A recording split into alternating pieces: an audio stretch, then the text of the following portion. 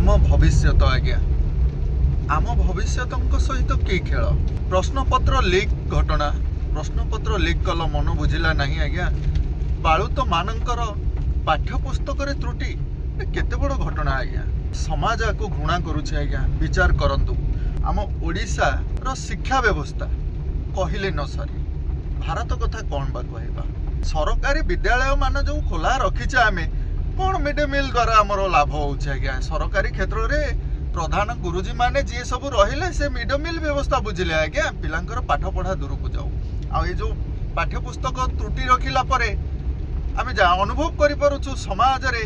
कौन सब घटना होउची काहे ना सर्वश्रेष्ठ धन होउची आज्ञा हमर ए विद्या प्रति एते अवहेला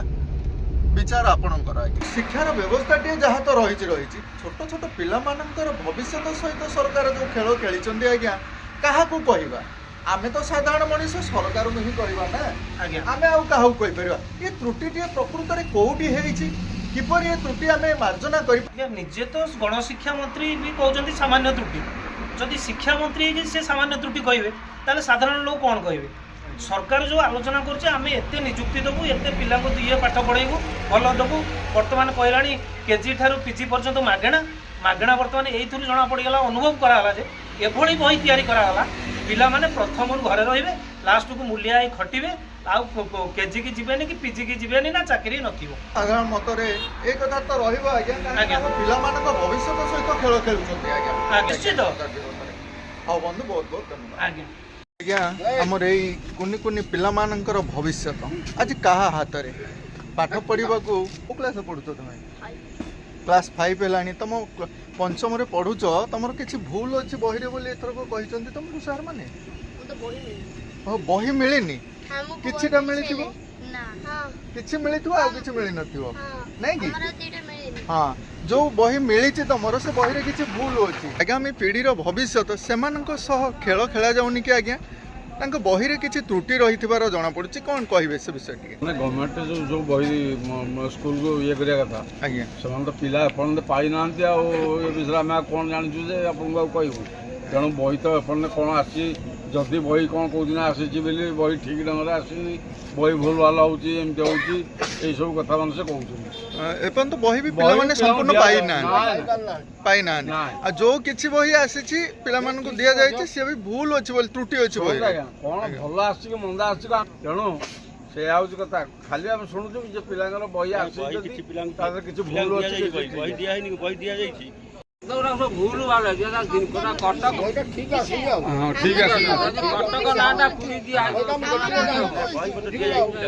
ठीक अच्छे आज्ञा यही विषय को लेकर आज आम सरकारी स्तर में गोटे विडंबना देखा जाए आज्ञा जदि पिला भविष्य तो आज पिला बही मिल पाइला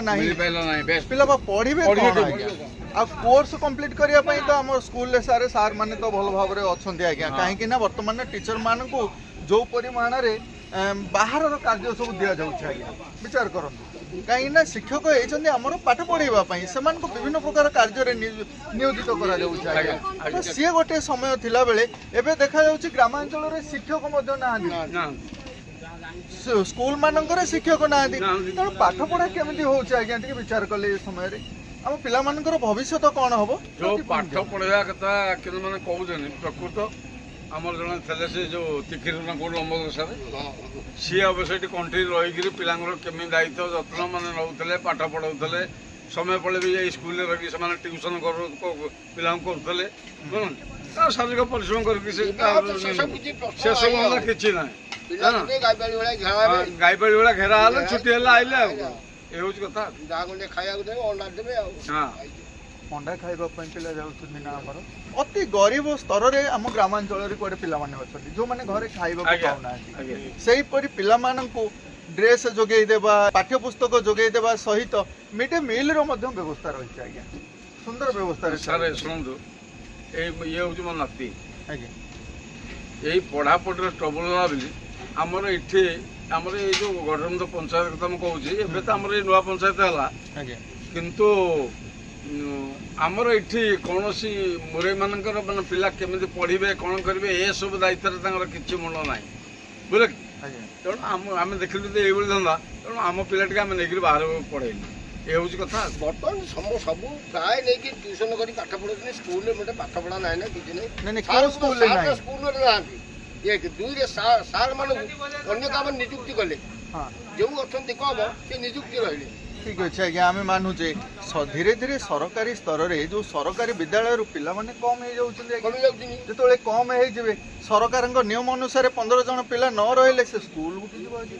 ସ୍କୁଲ ବନ୍ଦ ହେଇଯିବ। ହଁ। ଆମ ଗାଁରେ ଏମିତି ଧୀରେ ଧୀରେ କରି କେତେ ଗୁଡିଏ ଗ୍ରାମରେ ଆଜ୍ଞା ବନ୍ଦ ହେଇଗଲାଣି। ଆପଣ ମାନେ ଯଦି ପିଲାମାନଙ୍କୁ ତାଲା ଉଠେଇଦେବେ, ପଡ଼ିସାରିଲାଣି। ତାହେଲେ ଆପଣଙ୍କ ଗାଁରେ ସ୍କୁଲ ବି ଉଠିଯିବ ହଁ ଆଜ୍ଞା। ଯାଉ। ତାହେଲେ ବିଚାର କରନ୍ତୁ, ଏଇପରି ଯଦି ସରକାରୀ ସ୍ତରରେ ସରକାରୀ ସ୍କୁଲ ମାନେ ବନ୍ଦ ହେଇଯାଏ ତାହେଲେ ପିଲାମାନେ ସମ୍ପୂର୍ଣ୍ଣ ବେସରକାରୀ ସ୍ତରରେ ପାଠ ପଢିବେ ନାଇଁ କି? ହଁ ପଇସା ଦେଇ ମାର୍କ ନା କିଣିବେ। ନାଇଁ ଶୁଣନ୍ତୁ ଆଜ୍ଞା, ଆଜ୍ଞା ସରକାରଙ୍କର କ'ଣ ଗୋଟେ ଦାୟିତ୍ୱ ବି ଗୋଟେ ଜିନିଷ ଅଛି ମୋତେ କହିବ। ସରକାରୀ ଯୋଉ ସ୍କୁଲକୁ ଯୋଉ ଟଙ୍କା ସାଙ୍ଗସନ କଲେ ତାପରେ ମାଷ୍ଟର ମାରି ଖାଇଲେ, ବୁଝିଲେ କି? ଆଜ୍ଞା ଆଉ ଏଠି କ'ଣ କହିଲେ ତ ସେ 5 ଜଣଙ୍କୁ ସାଢ଼େ ଧରିଦେଲେ, ମୁଁ 5 ଜଣଙ୍କୁ ଧରିଦେଲି। ପିଲାମାନଙ୍କର ଭବିଷ୍ୟତ କ'ଣ ହେବ